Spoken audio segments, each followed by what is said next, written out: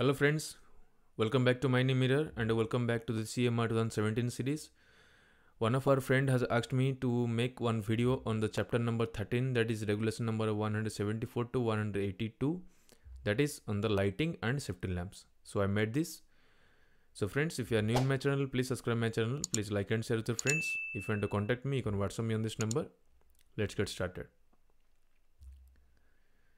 तो पहले चलते हैं regulation number 174 white washing.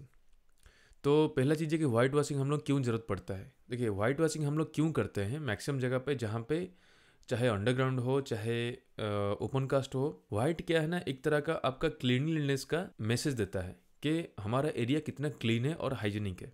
Second क्या है, वाइट का एक प्रॉपर्टी रहता है कि उसके ऊपर जितना भी लाइट गिरे वो सारा का सारा लाइट को रिफ्लेक्ट करता है।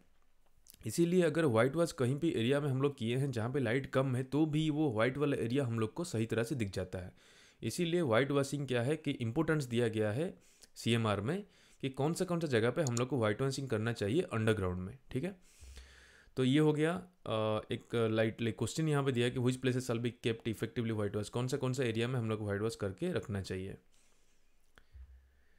आंसर बहुत सारा है। पे देखिए, the roof and side, roof और साइड में हम लोग को वाइट वॉश करना है। कहाँ पे, शाफ्ट का इनसेट, शाफ्ट का bottom and siding and every bypass में, top and bottom of every haulage plane, जितना हम लोग का हॉलेज रोड है वहाँ पे, stopping places, siding, landing, bypass and junctions, except within the 100 metre of the face. ये जो रेड में दिया हूँ इसीलिए कि जो वर्किंग फेस आपका चल रहा है, जिस फेस में आप काम चल रहा है, वहाँ से 100 मीटर डिस्टेंस तक कोई भी वाइट वॉशिंग मत करिए। ठीक है, उसके बाद जहाँ पे आपको करना है, जहाँ जरूरी है, वहाँ पे वाइट वॉश आप कर सकते हैं। उसके बाद और कहा, एवरी ट्रैवलिंग रोडवे, जो ट्रैवलिंग रोडवे होता है वहाँ पे जितना भी ट्रैवलिंग रोडवे अंडरग्राउंड में, वह उसको सबको करना है।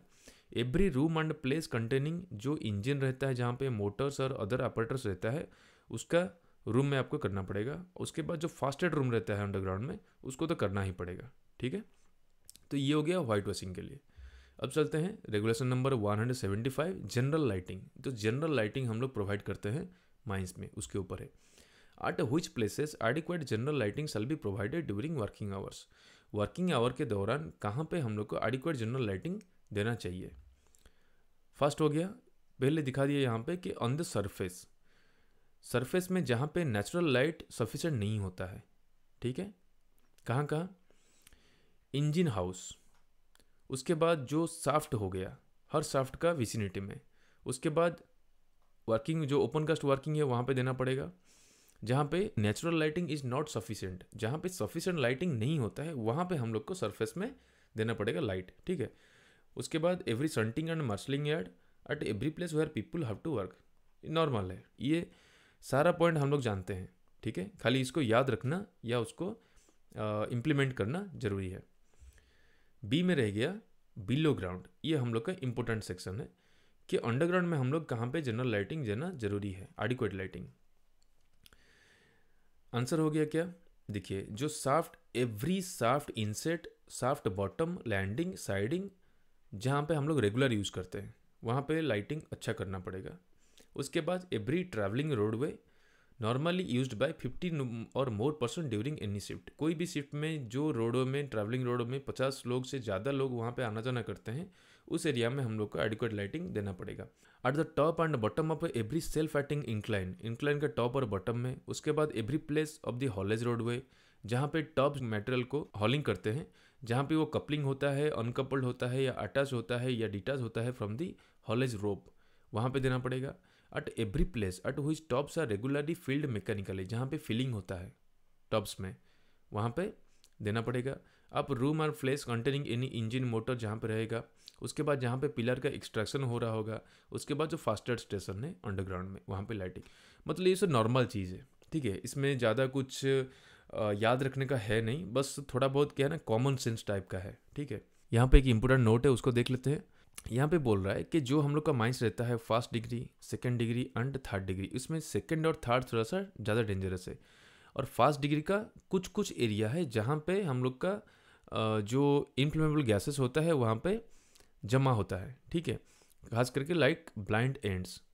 ठीक है, तो यहाँ पे बोल रहा है कि जो सेकेंड और थर्ड या फर्स्ट डिग्री का जो ब्लाइंड एंड है, जहाँ पे हम लोग का वेंटिलेशन सही तरह से नहीं हो पाता है, हम लोग का वहाँ पे वेंटिलेशन सही तरह से नहीं हो पाता है, तो वहाँ पे हम लोग को एडिक्वेट लाइटिंग देना पड़ेगा। लेकिन जो लाइटिंग हम लोग देंगे वो लाइट हमेशा कंप्लाई होना चाहिए जो हम लोग का सेंट्रल इलेक्ट्रिसिटी अथॉरिटी रेगुलेशन है, ठीक है, 2010 का।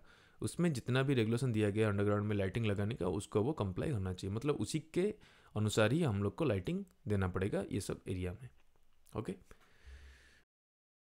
और कुछ नोट है यहाँ पे जो जनरल लाइटिंग का है। फर्स्ट हो गया, the lighting provided in a mine shall as far as possible be so arrange to prevent glare and eye strain. ये सिंपल है कि जो भी लाइट हम लोग प्रोवाइड करेंगे वो आंख में नहीं लगना चाहिए। तो हम लोग का आंख, मगर हम लोग अगर माइंस में जा रहे हैं, अगर सामने से कोई लाइट यहाँ पे लगा हुआ है, जो लाइट आंख में गिरने से हम लोग को आगे वाला क्या चीज़ें पता नहीं चलता है, तो वो लाइट सही नहीं है। तो वो जो लाइट हम लोग लगाएंगे, वो लाइट का एंगल जो होता है फोकस का, वो अच्छी तरह से होना चाहिए कि वो आंख में स्ट्रेस ना दे। सेकंड क्या है कि जो इलेक्ट्रिक एनर्जी अगर हम लोग का अवेलेबल माइंस में अवेलेबल है, तो हम लोग उसी इलेक्ट्रिकल मीन्स से ही लाइट लगाना चाहिए। 4 क्या है कि where electric lighting is used and additional light और lamp having no connection with the electric supply shall be kept continuously burning. कहाँ पे? देखिए, ये बोल रहा है कि जहाँ पे हम लोग इलेक्ट्रिक लाइटिंग देंगे, कुछ कुछ एरिया है अंडरग्राउंड में या सरफेस में जहाँ पे हम लोग को इलेक्ट्रिक लाइटिंग के साथ साथ और एक लाइट यहाँ पे रखना पड़ेगा, जिसको हम लोग बोलेंगे एडिशनल लाइट या इमरजेंसी लाइट टाइप का या लैम्प टाइप का, जो वो कंटिन्यूसली चलेगा, लेकिन वो इलेक्ट्रिसिटी के साथ कोई कनेक्शन नहीं होगा। जैसे हम लोग नॉर्मल लैम्प्स रखते हैं, वैसे ही एक लैम्प यहाँ पे कंटिन्यूसली जलता रहेगा। तो वो कहाँ कहाँ वो प्रोविज़न देना पड़ेगा? अंडरग्राउंड में दिखेगा every shaft inset, shaft bottom, landing regular use करते हैं जहाँ पे, और जो इंजन रूम्स होता है, ठीक है। सरफेस में क्या है? Every dark areas, top of every working shaft and every engine room, और in travelling roadways and escape routes. ये ज़्यादा इंपॉर्टेंट रहता है, जो travelling roadways and escape route, मतलब इमरजेंसी में जहाँ पे हम लोग को निकलना रहता है, एस्केप रूट, वहाँ पे ये सब अरेंजमेंट जो एडिशनल लाइट जो है वो प्रोवाइड हम लोग को करना पड़ेगा। 5 क्या है कि every electrical lamp fitting shall be constructed as to protect it from accidental damage and adequate precaution shall be taken to prevent lamping damage. मतलब जो इलेक्ट्रिक लैम्प जो यूज होता है माइंस में, अंडरग्राउंड माइंस में, वो इस तरह से अच्छी तरह से कंस्ट्रक्शन किया जाता है कि वो एक्सीडेंटल डैमेज ना हो, और उसका प्रिकॉशन भी अच्छी तरह से लिया जाता है कि ताकि उसमें ईजीली डैमेज ना हो शॉर्ट फायरिंग से। जो ब्लास्टिंग हम लोग का करेंगे माइंस में, उससे वो डैमेज ना हो, इतना प्रिकॉशन तो हम लोग को लेना चाहिए। 6 क्या है? Fluorescent and luminescent path finders. हम लोग को जो एस्केप रूट रहता है, जो इमरजेंसी एस्केप रूट रहता है, या जो ट्रैवलिंग रोडवेज रहता है जहाँ पे खास करके पर्सन्स वहाँ पे मूव करते हैं, वो एरिया में जो fluorescent and luminescent path finders होता है ना, जो रिफ्लेक्टर्स रहता है, फ्लोरेसेंट टेप्स रहता है, या जो ल्यूमिनेसेंट या जो फ्लोरेसेंट पेंट्स होता है, जहाँ जो लाइट गिरने से वो चमकता है, उस टाइप का प्रोविजन देना पड़ेगा ट्रैवलिंग रोडवेज में और एस्केप रोड में, ताकि वहाँ पे इजीली वो पता चले कि ये रोड इधर से इधर जा रहा है, ठीक है। अब चलते हैं रेगुलेशन नंबर 176, इलेक्ट्रिक लाइटिंग इन गैसी माइंस। गैसी माइंस में जो इलेक्ट्रिक लाइटिंग है उसके बारे में यहाँ पे बोल रहा है। जो सेंट्रल इलेक्ट्रिसिटी अथॉरिटी रेगुलेशन 2010 है, CEAR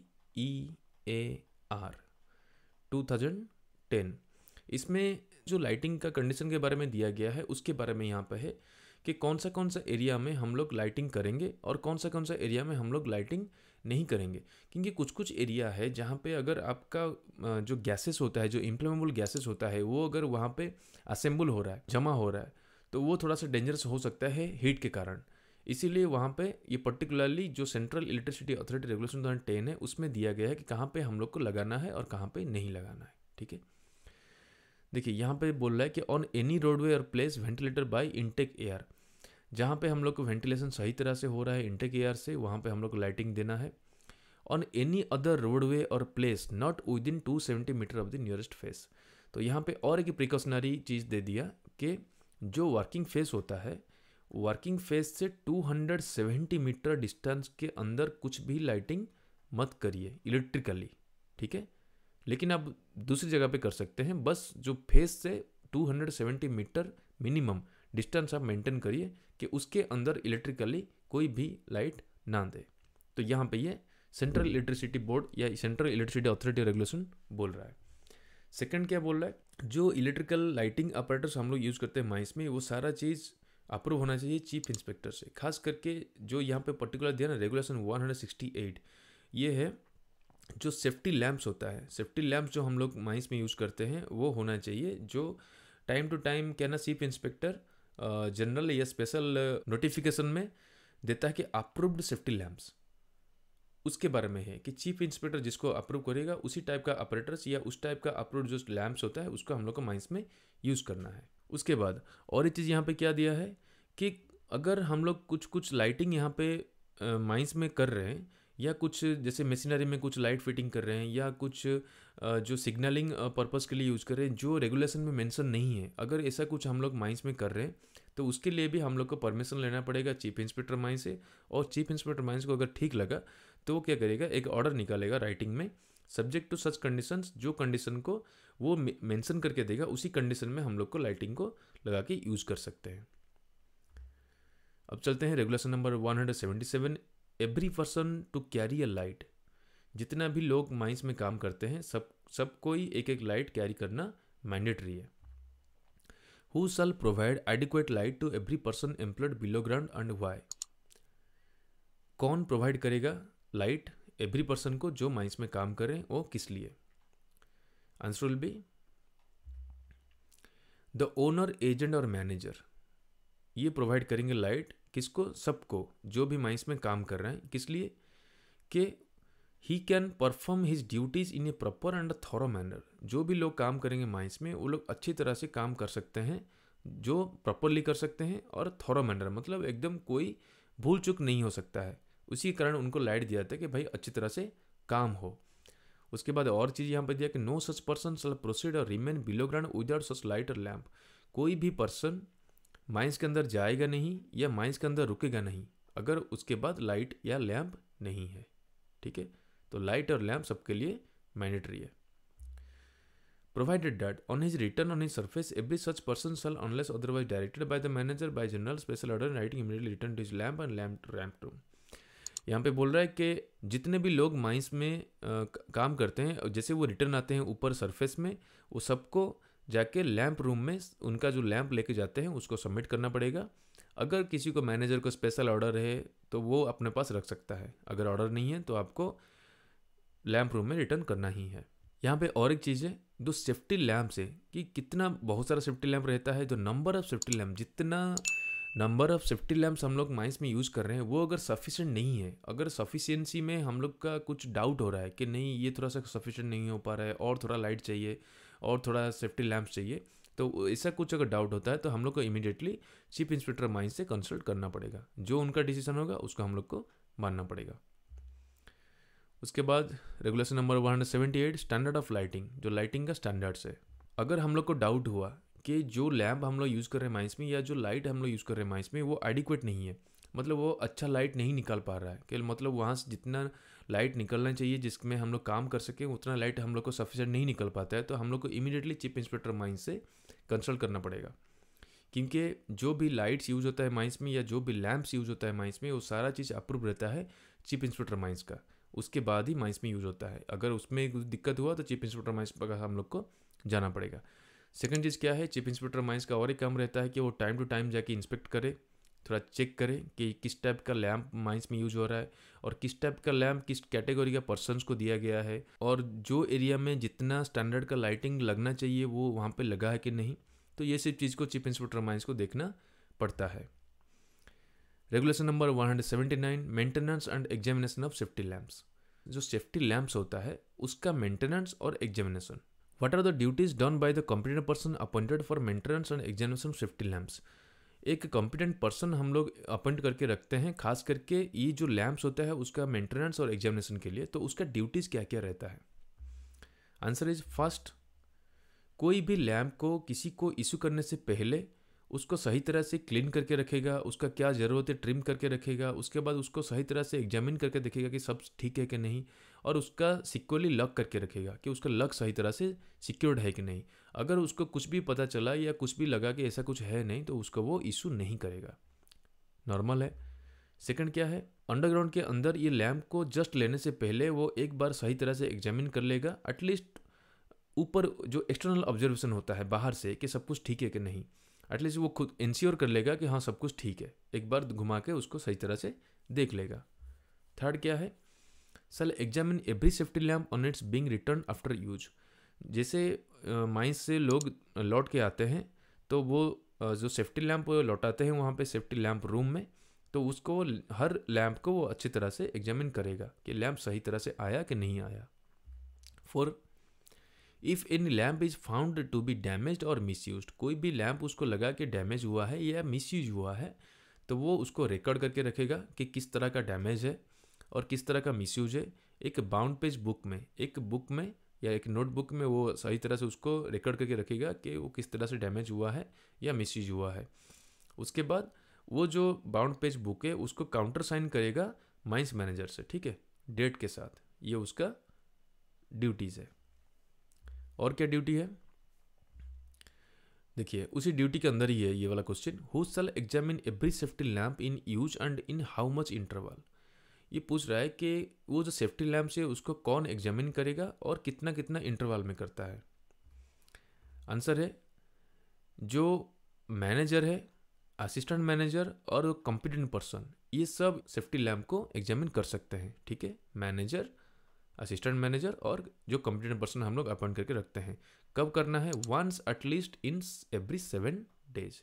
ये क्वेश्चन आपका एग्जामिनेशन पॉइंट ऑफ व्यू से है कि जो सेफ्टी लैम्प चेक होता है वो कब करना चाहिए, वंस एटलीस्ट इन 7 days, हफ्ते में एक बार एटलीस्ट चेक करना चाहिए मैनेजर, असिस्टेंट मैनेजर और कॉम्पिटेंट पर्सन के द्वारा। और ये जो चेक होगा, ये चेक होने के बाद भी वहाँ पे एक बाउंड पेज बुक रहता है, उसमें मेंटेन करना पड़ेगा कि ये इसी टाइम में या ये डेट में वहाँ पे चेक हुआ या एग्जामिन किए हैं। Question number 6, to be appointed as a competent person for such job who certificates are to be possessed. जो कॉम्पिटेंट पर्सन हम लोग अपॉइंट करते हैं उसका पास में या एक कॉम्पिटेंट पर्सन होने के लिए क्या क्या सर्टिफिकेट जरूरी है। आंसर है मैनेजर सर्टिफिकेट होने से भी होगा, ओवरमैन सर्टिफिकेट होने से भी होगा, गैस टेस्टिंग सर्टिफिकेट होने से भी होगा। उसके बाद 19 जो हम लोग का CMA 1957 था उसमें और एक सर्टिफिकेट था ये कॉम्पिटेंट पर्सन के लिए, वो है लैम्प चेकर सर्टिफिकेट, वो भी 2017 में आ रहा है, ठीक है। तो यहाँ पे 4 सर्टिफिकेट हो गया, manager, ओवरमैन, gas testing certificate and lamp checker certificate. Okay,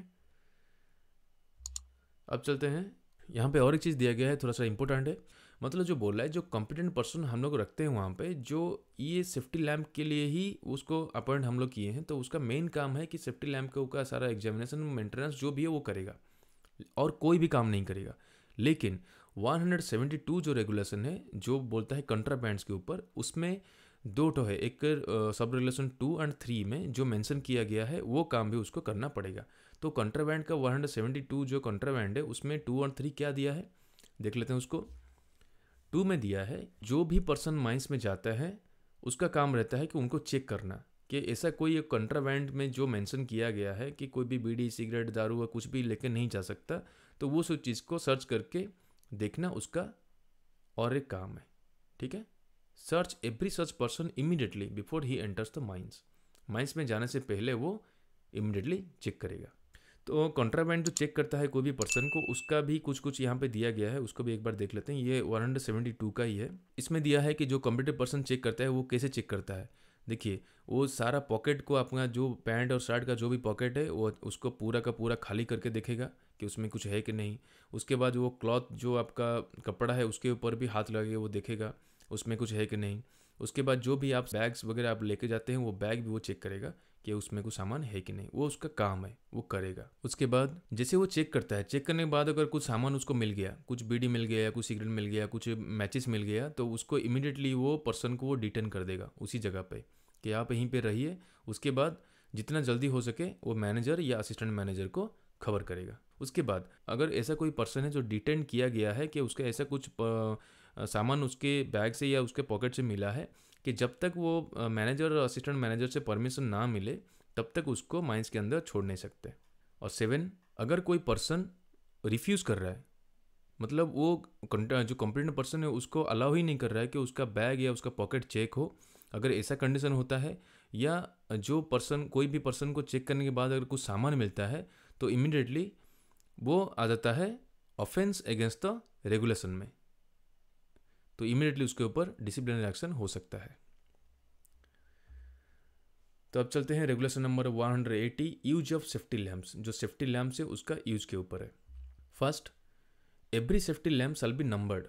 जितना भी सेफ्टी लैम्प हम लोग का माइंस में है सबको नंबरिंग करके रखना पड़ेगा, एक स्पेशल नंबरिंग करके 1 2 3 4 जितना भी हो सकता है। उसके बाद वो जो नंबर लिखा रहेगा लैम्प में वो सबको अच्छी तरह से दिखना चाहिए जब तक वो यूज हो रहा है, ठीक है। सेकंड क्या है, जो एक कंप्लेंट पर्सन हम लोग रखते हैं अपॉइंट करके कि वो मेंटेन करेगा सारा चीज़ को, कि कितना इश्यू हुआ, कितना लौट के आया, वो रिकॉर्ड मेंटेन करता ही है। और जो जिस पर्सन को वो लैम्प इशू होता है वो पर्सन का नाम के साथ वो लैम्प का जो नंबर है वो भी मेंटेन करके रिकॉर्ड में रहता है। थर्ड, अगर कोई पर्सन कोई लैम्प रिटर्न करता है लैम्प रूम में, जो लैम्प उसको इशू नहीं हुआ था, तो उसको आंसर देना पड़ेगा कि वो किस लिए ये वाला लैम्प जो उसको इशू नहीं हुआ है उसको लाके यहाँ पे लौटा रहा है। फोर्थ क्या है कि no unauthorized person shall either take or give out any safety lamp from the lamp room. कोई भी अनऑथराइज पर्सन लैम्प रूम से या लैम्प रूम में कोई भी सेफ्टी लैम्प को लेके नहीं जा सकता या निकाल नहीं सकता। फिफ्थ क्या है, जो भी पर्सन को दिया जाएगा सेफ्टी लैम्प वो खुद से भी एक बार जांच करके देख लेगा। अगर वो उसको सेटिस्फाइड हो गया कि हाँ ये लैम्प ओके है तो फिर वो लेके जाएगा। अगर उसको थोड़ा सा भी डाउट हुआ तो उसको इमीडिएटली वो रिटर्न करेगा लैम्प रूम में। सिक्स क्या है, कोई भी पर्सन, कोई भी एम्प्लॉई अपना मन मर्जी में कोई भी सेफ्टी लैम्प को डैमेज नहीं करेगा, इम्प्रॉपरली यूज नहीं करेगा, उसको ओपन नहीं करेगा या ओपन करने के लिए अटेम्प्ट भी नहीं करेगा, ठीक है। उसके बाद 7 हो गया, अगर कोई पर्सन को लगा कि जो सेफ्टी लैम्प उसको मिला है अगर वो डिफेक्टिव है, उसको माइंस के अंदर अगर पता चला या माइंस में उसको लगा कि नहीं उसका लैम्प डिफेक्टिव हो चुका है, तो इमीडिएटली वो क्या करेगा, जो फ्लेम है उसको इमीडिएटली बंद कर देगा, बुझा देगा, ठीक है, और उस ऊपर ऑफिशियल को रिपोर्ट करेगा। तो ये हो गया total use of safety lamps के ऊपर। अब चलते हैं regulation 181, maintenance and repairs of the safety lamp. जो सेफ्टी लैम्प का मेंटेनेंस और रिपेयर है उसके ऊपर कोई कुछ है। फर्स्ट हो गया, जो सेफ्टी लैम्प हम लोग का रहता है वो सही तरह से असेंबल होना चाहिए और सही तरह से मेंटेन भी करके रखना चाहिए। अगर ऐसा कुछ हुआ कि कुछ डिफेक्टिव पता चला या डैमेज कुछ हुआ है, तब तक जब तक वो डिफेक्टिव या डैमेज ठीक नहीं हुआ तब तक उसको इशू नहीं करना है, ऑब्वियसली। सेकंड क्या है कि जो फ्लेम सेफ्टी लैम्प होता है उसका गेज का अगर कोई भी वायर अगर टूट गया है या जल गया है तो वो gauge shall not be reconditioned for the further use. वो गेज को और एक बार यूज़ नहीं किया जाएगा या उसको रिपेयर भी नहीं किया जाएगा कि उसको और एक बार यूज़ किया जाए, ठीक है, सीधा नया रिप्लेस करना पड़ेगा। थर्ड क्या है, डैमेज या डिफेक्टिव गेजेस होता है या ग्लासेस होता है या कोई अदर पार्ट्स होता है सेफ्टी लैम्प का, उसको सेफ्टी लैम्प रूम में नहीं रखना है, ठीक है। 4 हो गया, अगर कोई सेफ्टी लैम्प का ग्लास हो गया है या जो इलेक्ट्रिक सेफ्टी लैम्प का बल्ब हो गया उसको चेंज करना है तो चीफ इंस्पेक्टर माइंस के द्वारा जो अप्रूव किया हुआ मैन्युफैक्चरर है या जो अपलोड किया हुआ स्टैंडर्ड का जो आइटम से उसी को ही वो रिप्लेस हो सकता है और कोई भी चीज़ उसमें रिप्लेस नहीं होगा, ठीक है। फिफ्थ क्या है, no repaired part shall be use in safety lamp. Safety lamp पे कोई भी रिपेयर पार्ट नहीं लगेगा, सीधा रिप्लेस टाइप का या नया चीज़ लगेगा। 6 क्या है, सेम चीज़ है, जो फ्लेम सेफ्टी लैम्प हम लोग यूज़ करते हैं डिटेक्शन के लिए, inspection of and testing for detecting the presence of inflammable gas. जो इम्प्लेमेबल गैस है कि नहीं है उसको डिटेक्शन के लिए जो हम लोग यूज़ करते हैं फ्लेम सेफ्टी लैम्प, उसमें जो ऑयल यूज़ करते हैं वो ऑयल भी चीफ इंस्पेक्टर माइंस के द्वारा जो अप्रूव किया हुआ ऑयल है उसी को ही हम लोग यूज़ करेंगे। 7 क्या है, कोई भी इलेक्ट्रिक जो सेफ्टी लैम्प्स होता है उसको हम लोग को इशू नहीं करना है अगर उसका बैटरी सही तरह से कवर नहीं हुआ है या उसका हेड पीस जो है वो प्रॉपरली असेंबल नहीं हुआ है या सिक्योरली लॉक्ड नहीं है या सील्ड नहीं है। तो ये सब चीज़ को हम लोग को ध्यान देना बहुत ज़रूरी है, ठीक है। अब चलते हैं regulation number 182, precautions to be taken in safety lamp room. जो सेफ्टी लैम्प रूम है उसमें हम लोग को क्या क्या प्रिकॉशन लेना पड़ेगा। फर्स्ट हो गया, no unauthorized person shall enter the safety lamp. कोई भी unauthorise person safety lamp room में अंदर नहीं जा सकता। Second, no person shall smoke in the safety lamp. Obviously safety lamp में कोई स्मोक नहीं करेगा। थर्ड हो गया, जहाँ पे पेट्रोल, बेंजोल या other highly volatile spirit use करते हैं सेफ्टी लैम्प में, उसमें और भी ज़्यादा कॉशस हम लोग को होना पड़ेगा। जैसे कि lamp shall be cleaned and refitted and refilled in a separate room. अगर लैम्प में हम लोग को क्लीनिंग करना है या रीफिटिंग करना है या रीफिल करना है, उसको अलग रूम पे करना पड़ेगा, वो लैम्प रूम में नहीं करना है। और क्या हो गया, उतना ही वोलेटाइल स्पिरिट हम लोग यूज़ करेंगे उसी लैम्प में जो एक दिन खाली चल पाए, ठीक है, ज़्यादा उसमें भरना नहीं है। एक दिन चलने के लिए जितना ज़रूरत है उतना ही हम लोग को उसमें रखना है। थर्ड हो गया, जो इंटरनल रीलाइटर्स होता है, जो फ्लेम जलाने के लिए जो लाइटर्स यूज होता है अंदर में ही, उसको अगर हम लोग को साफ़ करना है या उसको रिपेयर करना है या रीफिटिंग करना है, तो हम लोग उस टेबल पर नहीं करेंगे जिस टेबल में लैम्प जो है वो क्लीनिंग हो रहा है या फिटिंग हो रहा है या फिलिंग हो रहा है। मतलब एक जगह पे लैम्प और जो लाइटर्स है उसको एक जगह पे ऐसा कोई भी मेंटेनेंस या रिपेयर वाला काम नहीं करना है।